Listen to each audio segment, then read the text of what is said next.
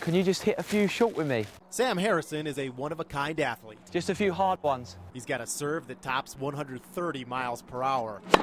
Believe it or not, he's a late bloomer to the tennis world, picking up a racket full-time at the age of 13. I just hit a few cross-court. Just 5 years later, Sam became the junior tennis champion in England. That's when he decided to turn pro, so he made the trip halfway around the world to improve his game by teaming up with tennis coach Alex Ramirez in Scottsdale. We have the same agent, and he called me and said, hey, I have a kid for you to take a look at. And he's only been playing since he was 13, but he's #1 in England. And I said, you know, what are you doing? And after seeing the potential, Alex accepted Sam into his program. Well, when he first started, like I said, we started with the zones. And if you've never trained in that capacity, it's tough mentally to think that you got to get a certain area so many times. The zones are laid out with markers along the court, and it's Sam's goal to hit into the small areas. But when he started working with his new coach, Sam learned his consistency was lacking.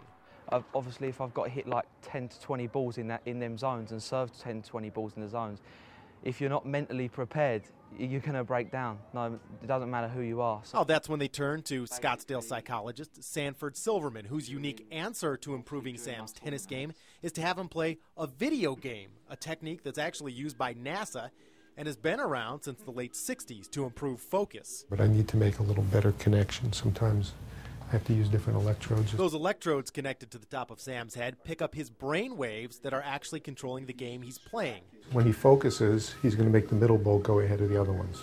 If he loses his attention, the left boat's going to come up. And when you condition your brain and start focusing like that, you're actually conditioning your brain to behave like that outside of here. Have you noticed a difference in Sam since he's been here? Yeah, he's changing his waves. I can see right now as he focuses, he's creating more beta activity. He's lowering his slow wave, a theta wave that has to do with distractibility and getting overly emotional. And he reported changes really within a session or two that he was performing better on the court. He was blocking out distractions. His eye was better on the ball. He was performing better, hitting better in the zones. At first, I thought to myself, you know, it's not really going to work.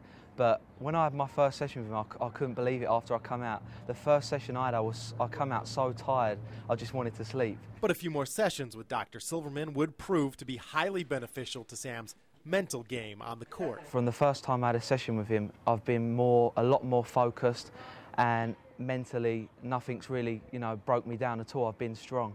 I saw it right away. I think after his second session or third session with Dr. Silverman, he went from getting 2 out of 10 into a zone to getting 5 or 6, you know, and then when you do it, then that's feeding the ball. When you do it live ball, it's a whole new ball game, you know, and he went from getting 1 or 2 to getting 4 or 5, you know, and for me that's huge.